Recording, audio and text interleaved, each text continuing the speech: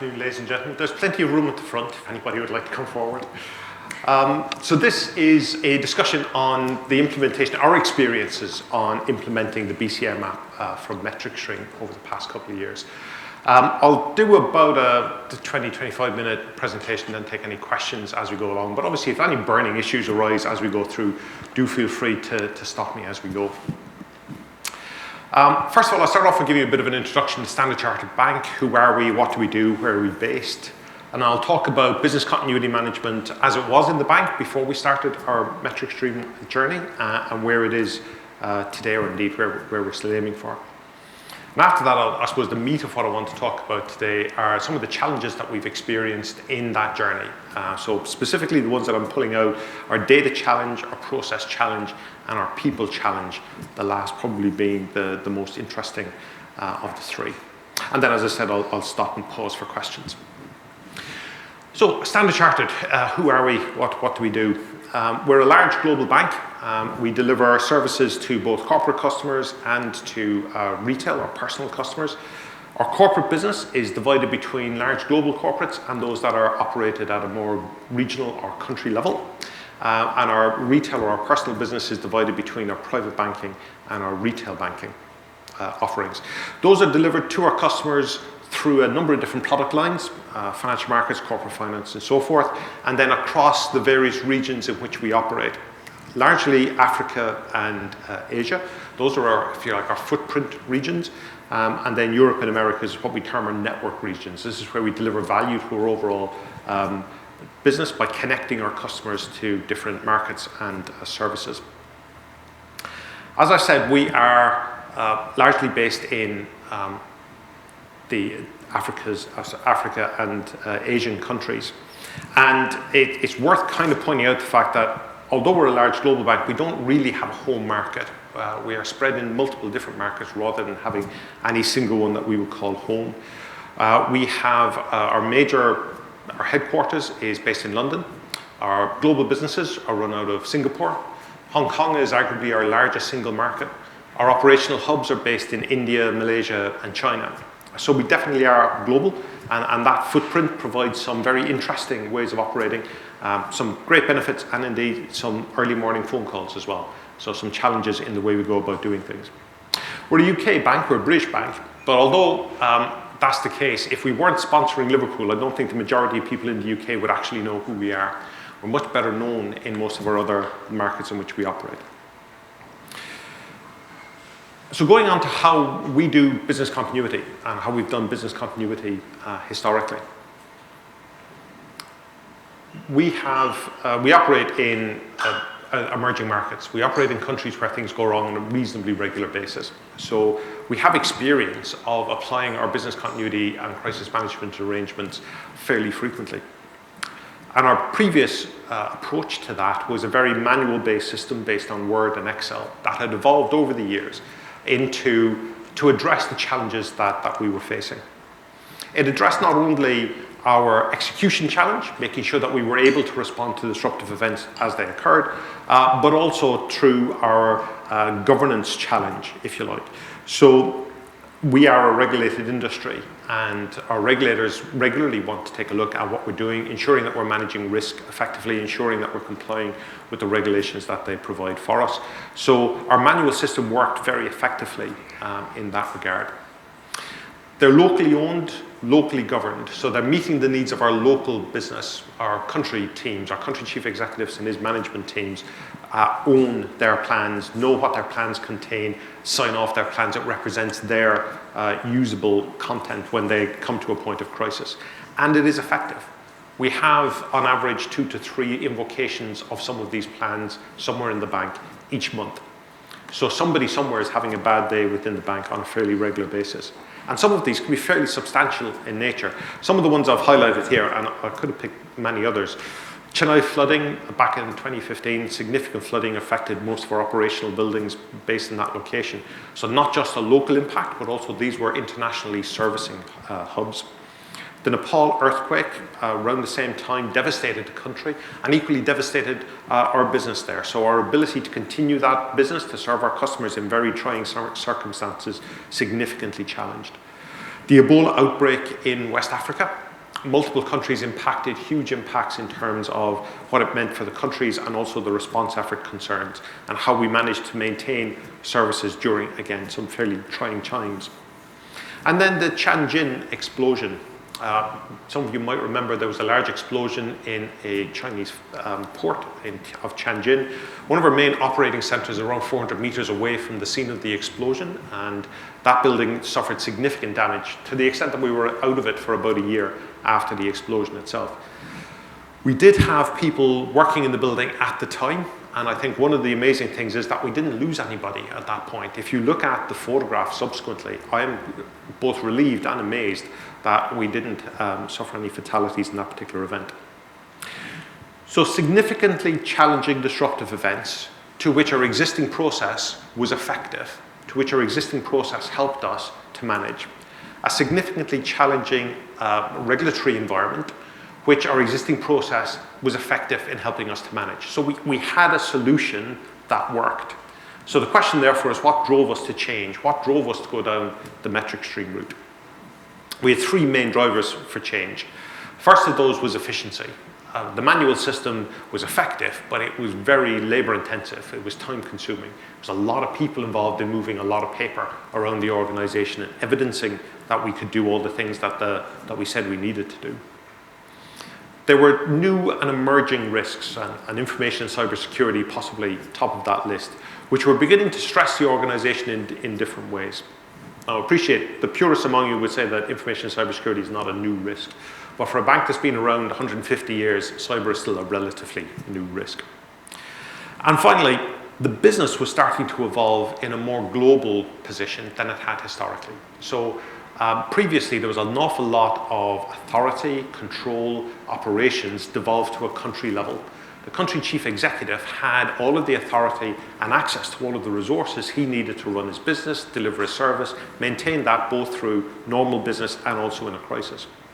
And as the bank evolved, as we took advantage of new technologies, as we moved into new services and new ways of working, we started to move towards more global platforms, to more central delivery, global solutions delivered at a country level.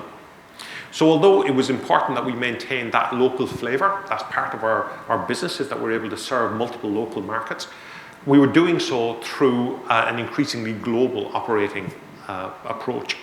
And therefore, decisions had to be made on the resilience of that approach, on the continuity arrangements for that operational approach at a global level. It wasn't something that you could decide country by country. These were decisions that have to be made globally.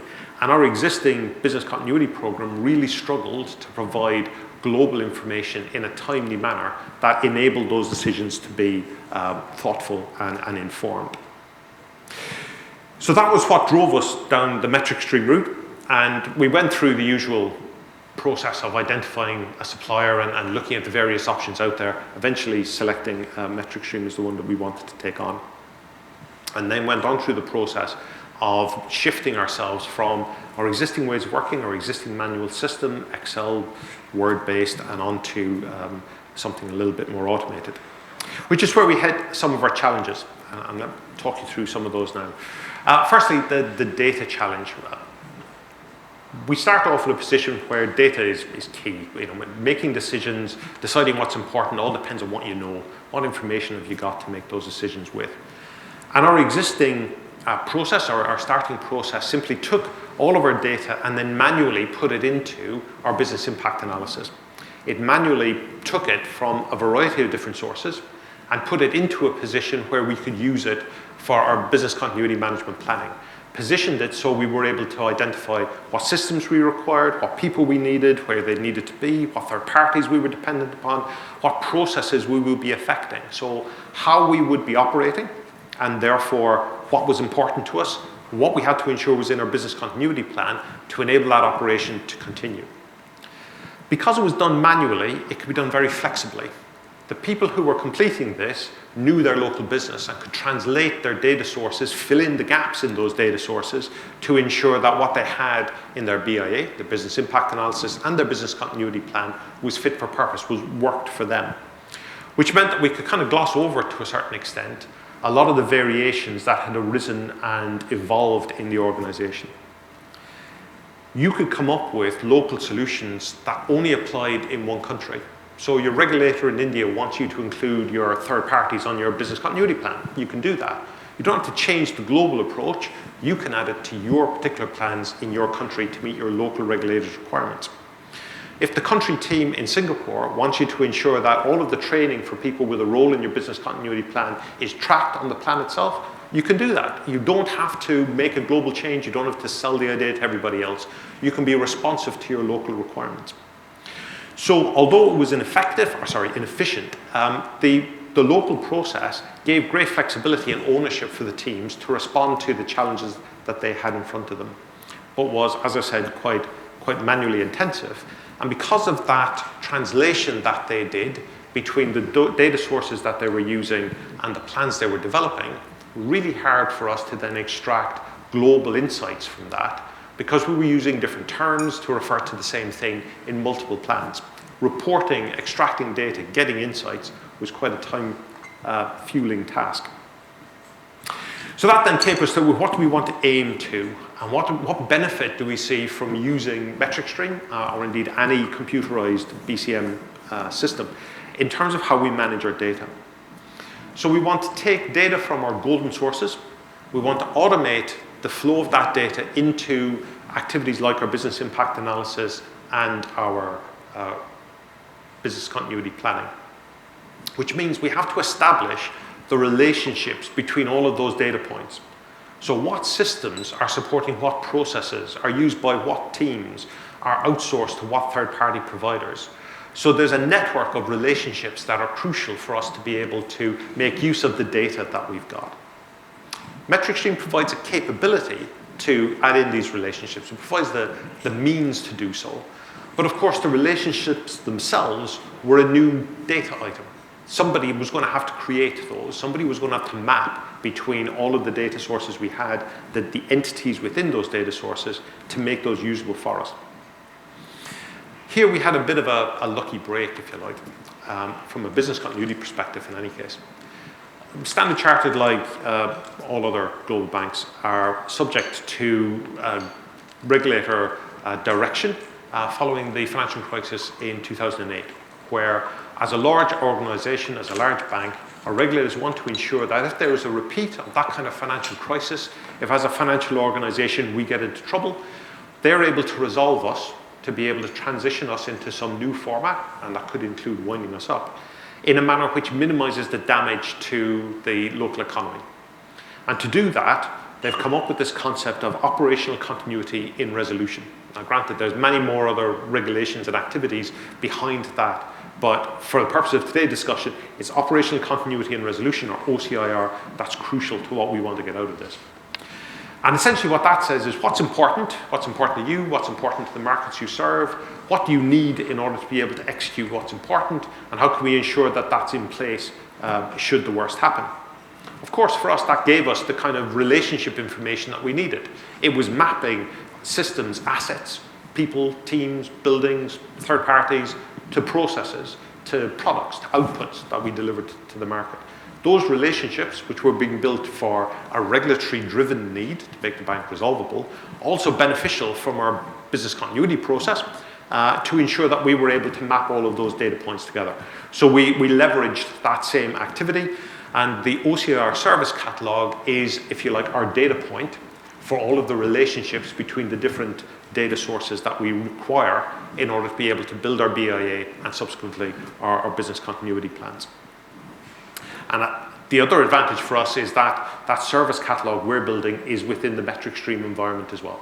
So we're starting to leverage the fact that actually we've got more and more things in one pot, and therefore that when we do it once, when we build that relationship model once, we can use it for other sources and get more benefit from it. Probably more to do on that. I don't think we've quite cracked that in total, but we're starting to see something in that space, and certainly it's beneficial for us. So, challenge, of course, when you move from a very flexible manual system where people are able to respond to local needs and in a very agile kind of way, to use some IT terminology, to a much more governed, rigorous, structured approach, there's going to be some pain along the way. You're going to make rules that work for the organization as a whole and really screw up somebody's life. And that's a challenge. And I'll talk a little bit more when we get to the people piece about some of how those challenges manifest themselves. So we spent a long time, probably longer than we really should have, talking about how that relationship should work, what rules we should in place to extract data, to map data across, what the right answer was in terms of the level of organization we want to pitch at, the level of system we want to pitch at, the level of process we want to pitch at. It absolutely amazes me just how many different combinations of relationships you can get into when you start to dig into this kind of data. Without getting lost in the detail, produce a value, an output that people could use on a country level. It made sense to them, it was usable to them, it maintained that effectiveness of their BCM program, but equally was globally consistent, enabled us to produce information and reports which gave us insight to our organization, insight to its recoverability, both from a governance perspective, have we got everything in place to make sure we're covered, but also at the point of activation. What's actually impacted by this incident? What are the services that are impacted? Where do we have other things around the bank that might be able to be deployed to assist?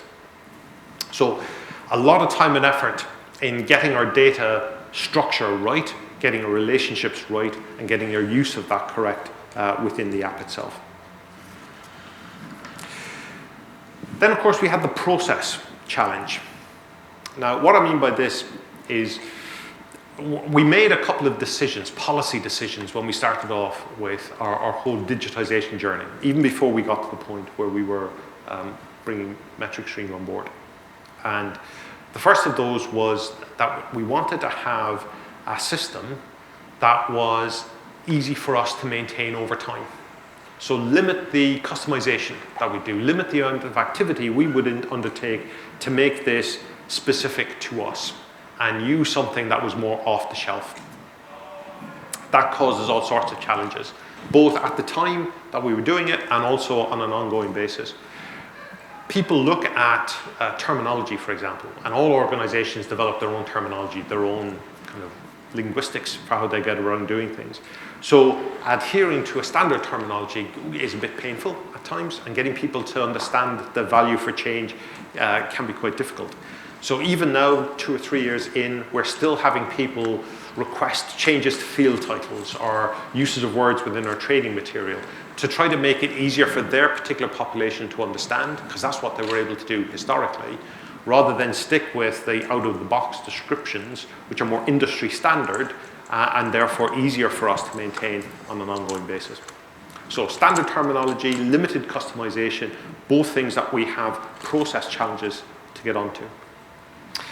We also wanted to reduce bureaucracy.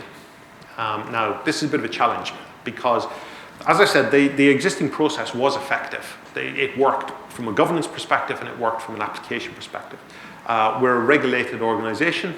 We have around 10 regulatory reviews every year. So regulators come into one of our countries and take a look at our BCM program on at least 10 occasions per year. And we've got about the same number of regulatory mandated internal audits, where the regulator in a country will require our internal audit team to review our BCM program and provide a report to them. So our existing process had evolved over time in order to be able to meet those audit challenges, the regulatory challenge. So every time we slipped up somewhere, every time we had a problem with a regulator action or identified gap, something else was put into the process to fix that problem.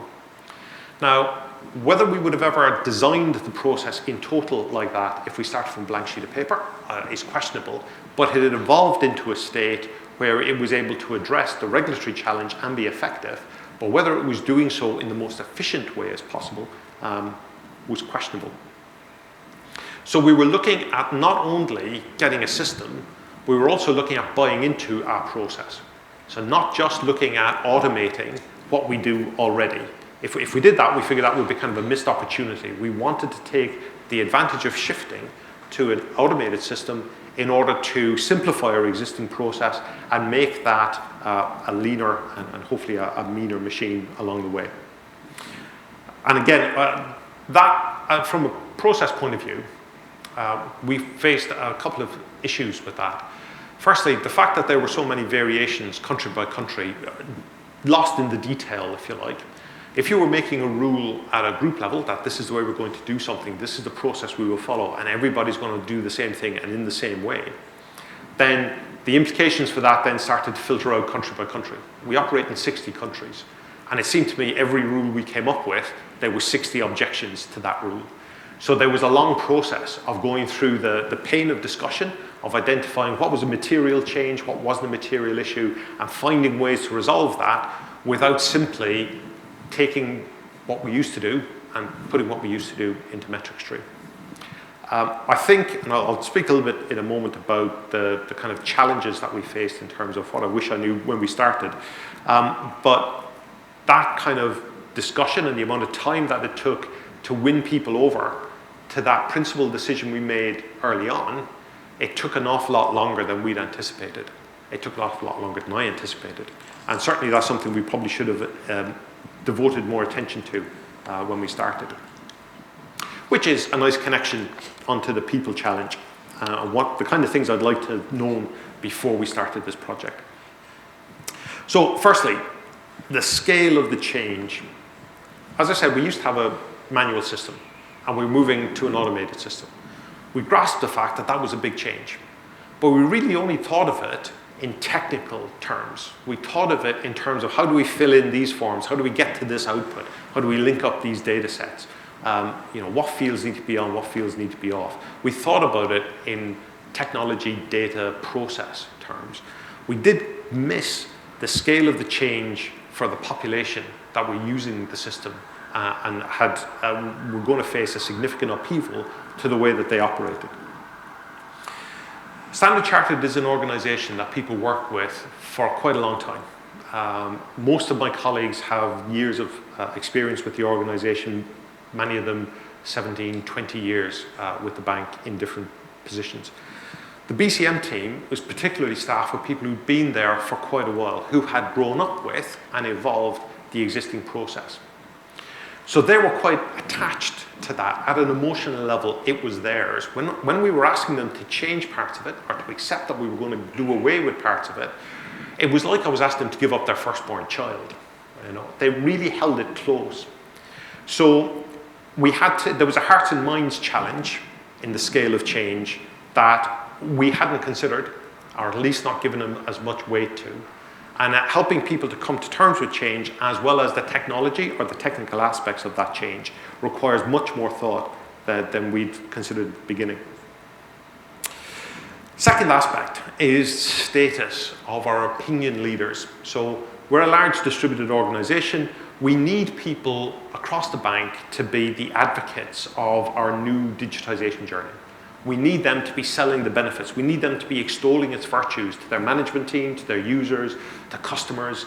They need to see it as a good thing. They need to convince other people that it's a good thing in order that we can build that momentum to help with the implementation.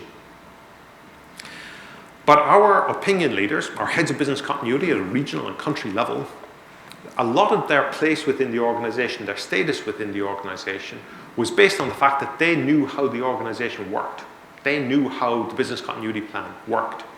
They were the ones who could understand how you get through the BIA form, how you get your BCP plan, how your overall strategy document referred back to your BIA, how that linked up with what the regulator was looking for. At the point of crisis, they were on the chief executive's right hand, providing them with access to the information and instructions they needed to ensure the continuation of their business. They were experts in their field. And we were going to take away a large part of their expertise, a large part of their knowledge.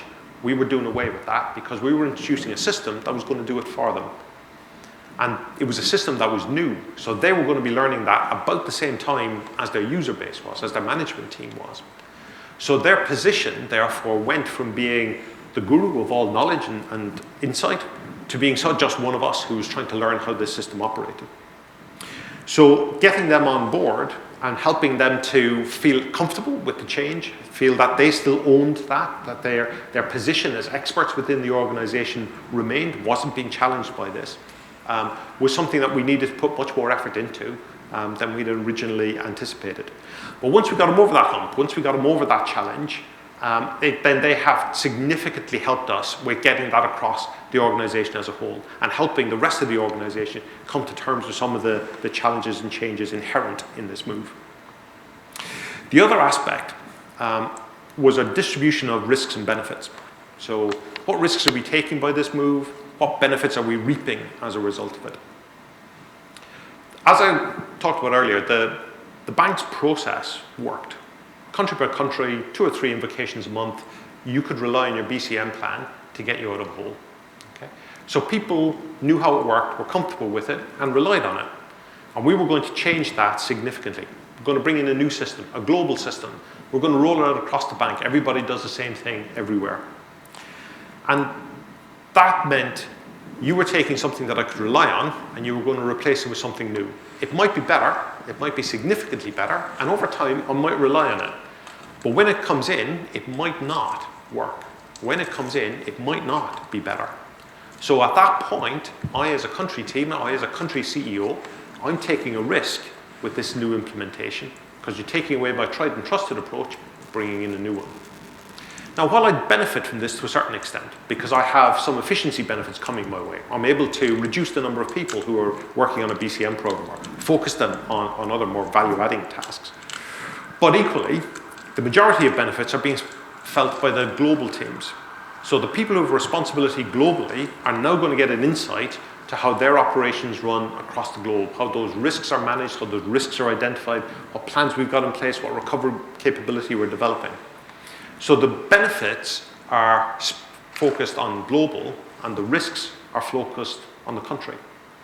So the challenge of being able to sell, you need to do all this work to shift yourself over to our new system because those guys will benefit a lot from that, was a packaging of that message which we needed to rephrase quite a bit as we went through it. Because when we started off first, we were getting a lot of resistance from the country teams, and it took us a while to realize why we were getting that resistance.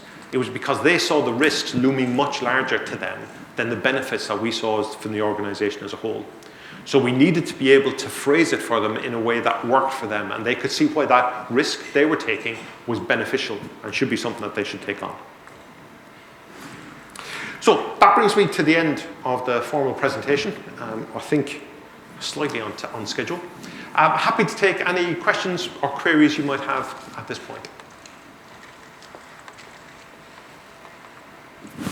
Gentleman at the back. There is a microphone, but I think we're probably okay. Have a go.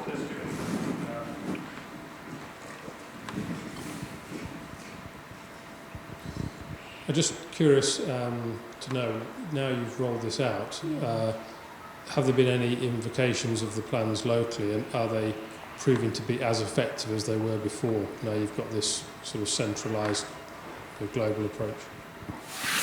Hong Kong is one of our largest markets, so yeah, I think we could say that we've had a few invocations of late in that regard. And we are still learning, and every time we have an invocation, we learn something. So I don't think we will ever have a situation where there is a perfect invocation. But certainly we've had no issues that have cropped up that we could say the reason for that problem was that our new system didn't deliver something that existed in the previous setup. So at the moment, I would have to say no, we're still good on that front. Any other questions?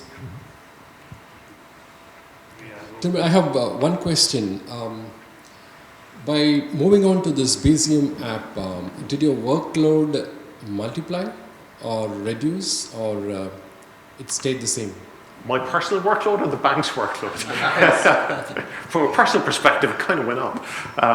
But interestingly, because we are getting to the point now where that has shifted, a lot of the design work did certainly add to my workload. But for the bank as a whole, we're only coming to the end of our first cycle through the MetricStream world. And so there's a lot of setup challenges first time around. First time that you're using the system, training is a lot more demanding than it would be when you're coming back to it the second time around. When you're creating a plan for the first time, there's more effort in that than if you're just updating it next time around. So I would say that as yet, we haven't reaped all of the efficiency benefits that we expect to see out of the system, but signs are good in that regard. Yeah, so when it comes to business continuity, was it only a part of an IT? Was it just IT assets or infrastructure, or you just used this for anything and everything, including infrastructure, IT, and third parties? Yes, it's definitely not just IT. So we are looking at all of the resources, the assets that we might use in our business continuity arrangements. IT obviously focuses quite highly in that space, but teams and third parties equally important for us to ensure that there are continuity plans in place for those. One of the issues that we're hoping MetricStream will deliver for us over time, as we develop a richer sense of those dependencies, that relationship mapping, is that we'll be able to track challenges and the, if you like, inconsistencies between recovery arrangements for the different asset types. If you're supporting a process, are we providing the same recovery capability to the team that supports that process as to the system, as to the third party? At the moment, we're still getting to the point where we're only starting, that's an emerging picture for us. But over time, we hope to see that be much more of a governable position. And you also spoke about, rolling out this into different countries. I'm sure every country has had their own BCPs, right? Yes. How did you really condense them? How did you bring everybody to the same pace to say, hey, look, this is the way we're going to do it. These are the plans that we have to follow. These are the BCPs. So what is the way that one can follow to really do this? Because SEB is a very good use case for us. We've rolled it out for, as you said, 40 odd countries. And it's taken its own time, and it's good learning for both of us. So how do you think, or what are those key different steps or what are the different ways that we may have to think about or go about to do this effectively? I suppose I would start off with that data mapping piece, and what are we actually going to be presenting back down the line to our country? So what's the output they're going to see once we've done our relationship mapping across the areas, and what rules that we're establishing to automatically generate the BIAs that they're then going to be using as the basis for their plans. They need to understand that logic, and they need to understand why the answer looks the way it does. As with everything else, people have different opinions. So some senior managers want to have a more high-level plan, others want to see something at a more granular level. What works in Sierra Leone isn't necessarily going to be appropriate in Hong Kong. So there's going to be those variations, but helping from a distributed model perspective, people to understand how it works, so they can then sell that to their management team, so we can achieve the same outcome. We're just doing it this way instead of the way that we used to do it. That's really the key element in how we bring people along in that discussion. The challenge, and I think timing of communications is crucial here, because people need to know what's coming in sufficient notice to be able to prepare for what's coming out the far end and have their say in what you're doing. But equally, you need to have a fairly well-developed concept of what's going to come out the far end before you start the communication. Because otherwise it sounds like we're going to do something at some point and it'll have some impact here, which doesn't really help people get a sense of what's coming. So there's a little bit of design work. Then you need to get your communications right, get an engagement window before you then start to land it on people and impact on their day job. And how big is your BCM team now? Or is this a small chunk, a centralized team which handles the whole BCM program, or placed here at every location? Yeah, so the BCM team is actually centralizing. So we're actually now running a lot of our BCM program from our operational hubs. Historically, we had somebody in every country who did the work. We're now, because we're able to do it more efficiently, we're able to do that more centrally. And we've got an operations team based in India and Malaysia who do that on behalf of the majority of our countries. So we only have dedicated resources now in our most significant markets. In the vast majority of cases, it will just be somebody on the ground who's a point of contact, and then a central hub team who does it with the support of MetricStream. So we have hit the efficiency piece, I think, in terms of generating the output and, if you like, reducing the size of the overall function. As a bit of reassurance, and this is, I think, part of the challenge in communications, the people who were dedicated BCM resources in countries before have been reallocated to other tasks. It's not been a question that there's been a vast cull of headcount across the organisation. And that was another issue that we needed to make sure when we were talking about efficiency, people didn't go, oh, in that case, there's redundancy in that as well. Fantastic, thank you. Hey Dermot, one more question on the Hong Kong situation that you spoke about. So I mean, it's always interesting to know how it manifested itself, the plan and the application. How did it make itself useful in the real situation like Hong Kong? What's happening? So if you can elaborate a little bit on how the whole thing unraveled and how the application helped, it'll be great. Sure. Hong Kong is an interesting position because it is a localized disruption. You know, there's a demonstration happening somewhere. It's not across the city. And equally, it's not happening all the time. So it happens in kind of fits and starts. So you need to be quite fluid in the way that you respond to that. And so therefore, what we've been able to do is, as our central team have identified, centrally in Hong Kong, have identified where demonstrations are likely to occur, what parts of our business might be at risk of that, management have been able to make decisions about changes in operations, which has included shifting to recovery operations, moving people to alternative buildings if necessary to continue operations. And that's been a continuous issue, I think, over the last few months. And it's not unique to ourselves. You'll see most of the other organizations in Hong Kong have a similar challenge, if you like. And our business continuity plans have proved perfectly, I was going to say adequate, but I think that's kind of underselling it a bit. They have been there to support us when we needed it. But it has to be said, though, that in a large number of cases, the disruption to our operations has been relatively small.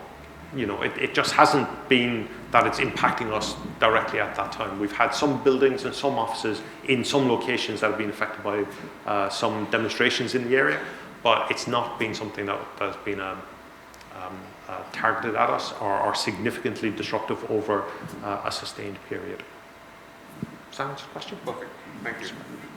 So how many hot sites and cold sites do you have? Just in Hong Kong or across the globe? Across the globe.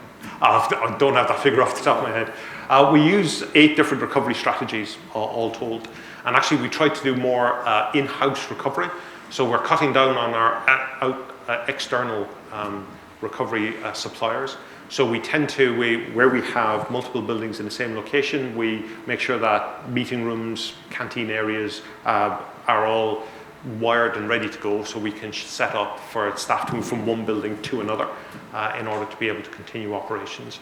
We're increasingly shifting work around the globe as well. So if you've got a problem in Chennai, you can shift that over to Kuala Lumpur, for example. That's the increasingly where we're trying to get to for our more critical activities. I mean, clearly you want to prioritize. Good. Thank you. I was just intrigued by your last comment about shifting things around. Geo-relocation is good for physical disasters, but cyber tends to pervade everywhere. Yes. Do you have how do you deal with the cyber side of things? I think, like all organizations, information cybersecurity is a new and evolving area where we're trying to look at recovery arrangements and continuity of operations for that. Our focus as an organization is on the security and prevention on the grounds that if we stop it happening, that's going to be a lot better than trying to recover effectively from it afterwards.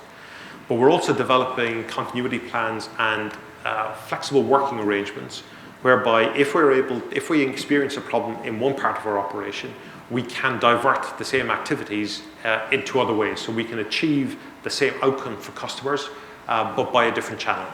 So if we lose online banking, you can still contact centers. If ATMs are offline, you can still go into branches. So providing different ways that customers can achieve the same outcome while working around the impact of a cyber challenge is a large part of what we're trying to get to with our continuity for information cybersecurity. But in no way do I think we've got that absolutely nailed. I think this is, as an industry, we're learning as that risk evolves and as new aspects to it evolve, and we're trying to ensure we have recovery arrangements that match that evolving challenge. Okay, thank you. I would just say that often organizations don't realize that the plan to cut the call center has to be moderated to deal with the kind of resilience that you described. And this is one of the major problems of digital transformation, that people are depending on it all running perfectly. Absolutely. And the challenge of how you deal with a kind of a spike in demand in one channel because you've got disruption in another channel, I think is something that operational flexibility we're trying to aim at to be able to address those. Time will tell whether anybody comes up with anything a bit more clever in terms of recovery strategies in that space. Thank you. Any more questions?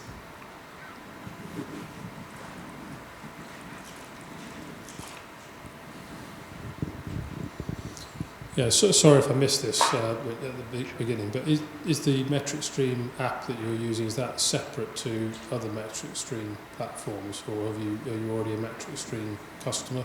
Just want to understand what the actual thing is that you've bought.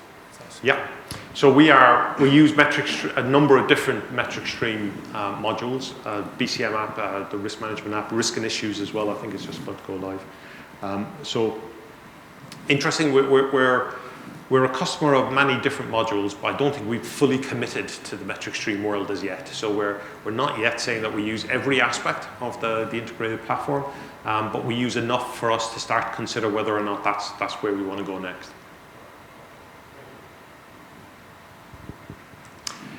Yep. Thank you, Dermot. Thank you very much for your time.